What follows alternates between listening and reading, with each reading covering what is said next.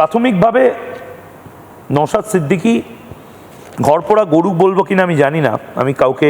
নির্দিষ্টভাবে ওই মমতা বন্দ্যোপাধ্যায়ের মতন দুধেল গাই বলতে চাই না, কিন্তু একটা রূপক থাকে না, আমিও যেরকম বলি আমরা ঘরপোড়া গরু সিঁদুরে মেঘ দেখছি, নওশাদ সিদ্দিকীও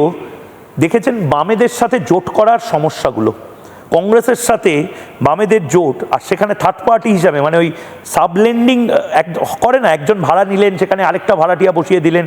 এরকম নওশাদ সিদ্দিকীদের অবস্থাটা হয়েছিল। কংগ্রেস নওশাদ সিদ্দিকীদের পছন্দ করতো না। আবার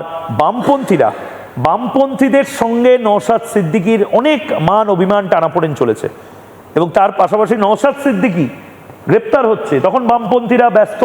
চে গুয়েভারার মেয়ে এসছে কলকাতায় তাই নিয়ে। আমার এখনো মনে আছে বামপন্থীদেরকে আমরা প্রশ্ন করেছিলাম যখন নওশাদ সিদ্দিকীকে জেলে নিয়ে যাচ্ছে,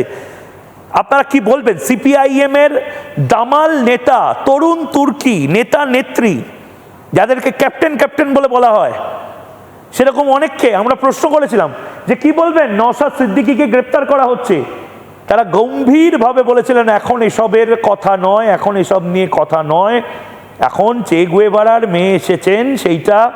এখন আমরা সেইটা নিয়ে কথা বলবো, এটা ছিল তাদের রিয়াকশন টাইম। পরবর্তীকালে তারা অবশ্য বাইকটাই দিয়েছে। তো নওশাদ সিদ্দিকী এবং হুমায়ুন কবিরের এই প্রাথমিক জোটের যে সম্ভাবনাগুলো দেখা যাচ্ছে সেটা আদৌ হয় না এটা ফেল হয় সেদিকে চোখ থাকবে, কিন্তু নওশাদ সিদ্দিকী এবার কিন্তু বার্গেনিংটা ভালো করবেন, কারণ হুমায়ুন কবির ঝানু পলিটিশিয়ান, হুমায়ুন কবির তৃণমূল কংগ্রেসে মমতা বন্দ্যোপাধ্যায়ের আন্ডারে ট্রেনিং প্রাপ্ত,